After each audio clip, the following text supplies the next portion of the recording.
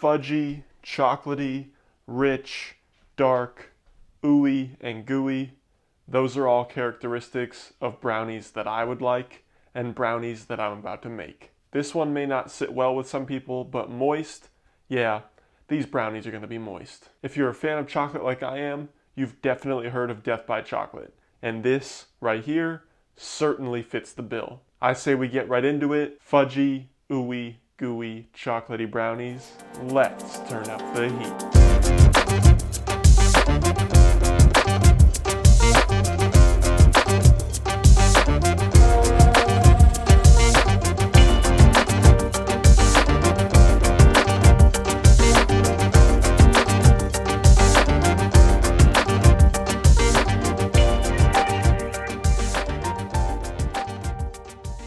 This recipe comes together super fast. It's a handful of ingredients, so start by getting your oven on.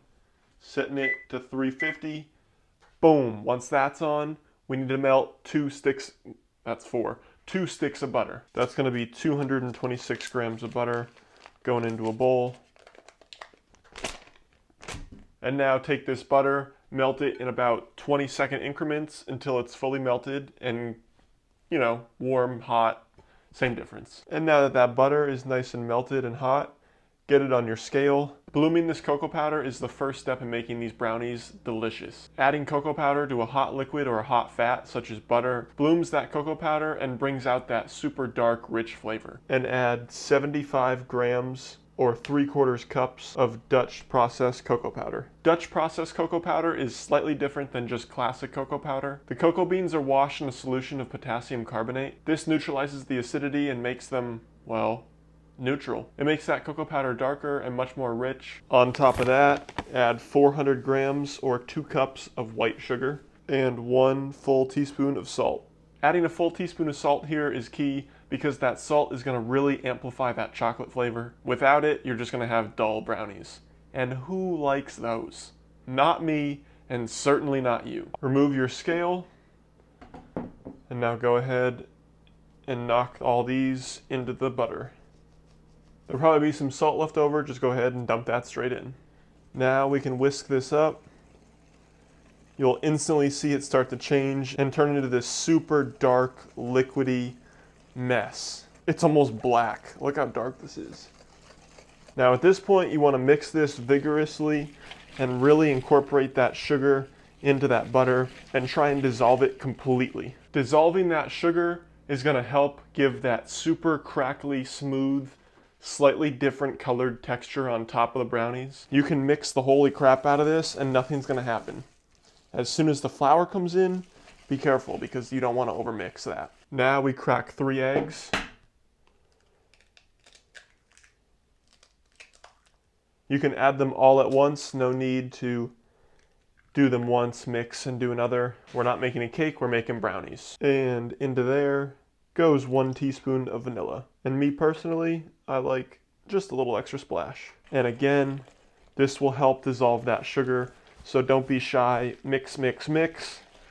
It's going to be a little bit easier to mix this up because now there's some good liquid in here. You'll really see that texture completely change from kind of like a gritty nastiness to this super velvety, smooth, rich, and flowing liquid. And now we're going in with 1 cup of flour or 120 grams. Now these brownies are yours, not mine. Mine are super basic, the plain, just fudge brownies. Yours, add chocolate, add nuts, add M&Ms, add literally anything you want. You want to do it all right now at this stage. As you mix in your flour, you mix in all the ingredients, all the add-ins. Now we're just going to fold this in. Be very careful not to overwork this. And just like that, the flour is completely gone. Nice and mixed in. Everything's perfect. Now bring in your baking pan and line it with parchment. And we're going to dump it straight in.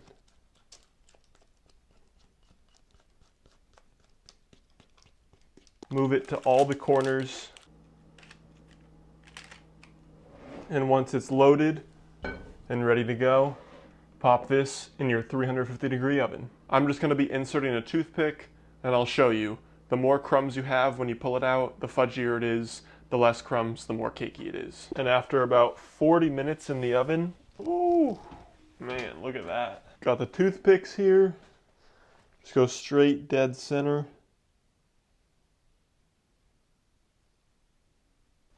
Not too dirty. Just a couple streaks, nothing crazy. That means these brownies are molten inside, just slightly underdone. It's gonna be super fudgy. I'm gonna let this sit and cool. And now, since you lined your pan with parchment just like mine, your brownie should just come straight out. And now we're gonna cut straight into it. I can tell it's super moist, super soft. Look at that. The perfect chocolate brownie, super fudgy.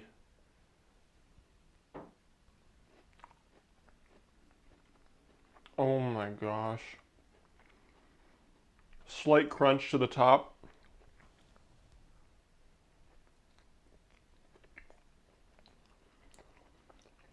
Super soft. Last bite.